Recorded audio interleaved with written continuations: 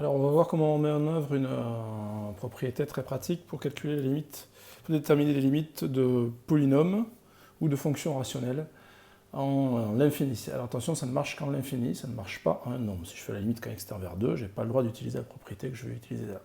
Déjà un premier point, qu'est-ce que c'est qu'une fonction rationnelle? Une fonction rationnelle, c'est une fraction avec un polynôme en haut, un polynôme en bas.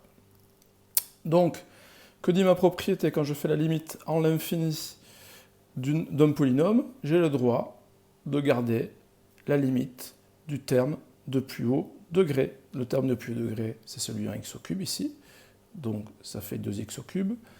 On rappelle qu'une limite, c'est quelque chose d'assez intuitif. Si on n'y arrive pas, on essaie de remplacer par un nombre qui se rapproche de ce que je veux. On fait toujours des limites en des valeurs qu'on ne peut pas atteindre. L'infini, on ne peut pas l'atteindre. Donc je peux remplacer x par un nombre très grand négatif. Si mon x est très grand négatif, quand je vais le mettre au cube puissance impaire, ça va être encore plus grand, mais toujours négatif, et multiplié par 2, ça fait moins l'infini.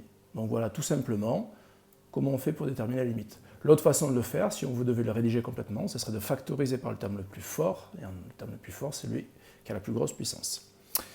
Donc même pratique pour une fonction rationnelle, je vais garder la limite en l'infini des termes de plus haut degré en haut, 2x2, et en bas, c'est x. Tout de suite après, l'idée c'est de simplifier avant de déterminer la limite. Là, je ne vais pas chercher encore la limite, je suis toujours sur une forme déterminée, parce que pourquoi on fait ça? Parce qu'on est sur des formes déterminées. Ici, j'ai l'infini moins l'infini, et ici, j'ai l'infini sur l'infini. Donc ici, je suis toujours sur une forme déterminée, c'est l'infini sur l'infini, mais j'ai x2 en haut, x en bas, je vais pouvoir simplifier.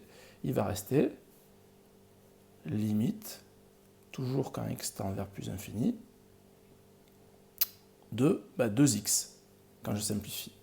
Or, je remplace x par un nombre très grand, multiplié par 2, ça fait encore un nombre très grand. Donc on comprend bien ce qui se passe quand j'ai une fonction rationnelle. Si le degré du haut est plus haut que le degré du bas, il va rester du x, et donc ça va tendre vers l'infini, plus ou moins. Si le degré du bas est plus haut que le degré du haut, quand je vais simplifier, il va rester du x seulement en bas, donc le quotient tendra vers 0. Si le degré du haut est égal au degré du bas, ça va tendre vers un nombre autre que 0.